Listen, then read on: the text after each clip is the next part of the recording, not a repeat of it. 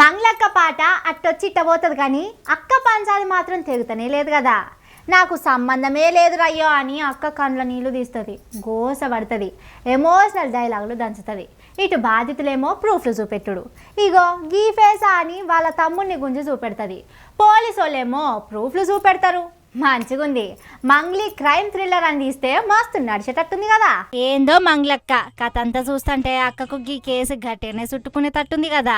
కానీ ఏమన్నా డైలాగులా అక్క కాడ ఎంత టాలెంట్ ఉంటే అంత పెద్ద ఆర్టిస్ట్ అయింది చెప్పుర్రి.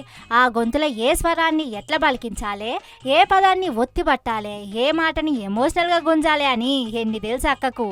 గా మాత్రం తెలియకుండానే, గా మాత్రం టాలెంట్ లేకుండానే ఇంత పెద్దగా ఎదిగిందా చెప్పుర్రి.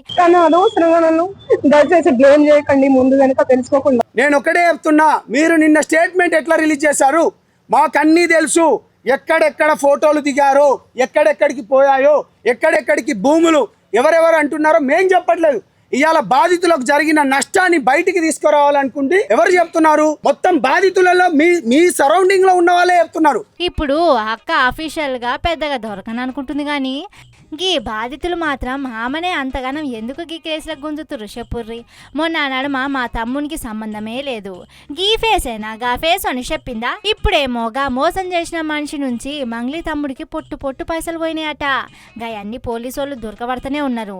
ఇంకేమంటారు అంటే చాలా ల్యాండ్. ఇప్పుడు జైరాబాద్ లో పోండి, మీకు సుమారు ఒక 40 కోట్ల ఆస్తి ఉంటుంది జైరాబాద్ లో. మీరు బెంగళూరులో పోండి, 30 కోట్ల ఆస్తి వీళ్ళ శైలజ చౌహాన్ పేరు మీద ఉంది. శైలజ చౌహాన్ పేరు మీద బెంగళూరు సిటీలో 27 ఎకరాల భూమి ఉంది. ఇంకా వీళ్ళపైన పూర్తి నిన్న పోలీస్ ఇన్వెస్టిగేషన్లో మరి ఏం సంబంధం లేకుండా 3 సార్లు అకౌంట్ ట్రాన్స్ఫర్ అయిందంట. మరి ఇది ఎట్లయింది?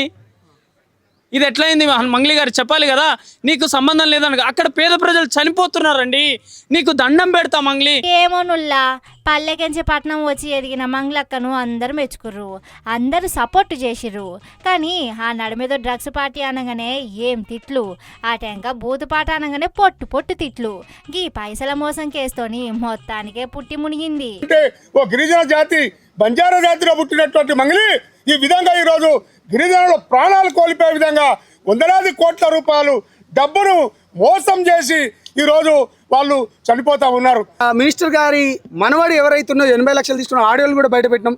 అసలు మంగ్లీకి మధుకు సంబంధం లేదని చెప్పింది మేము కాదు, మీ మీడియా వాళ్ళు కాదు. మంగ్లీయే పంజాగుట్ట పోలీస్ స్టేషన్ దగ్గరకు వచ్చి మాట్లాడింది, చెప్పింది.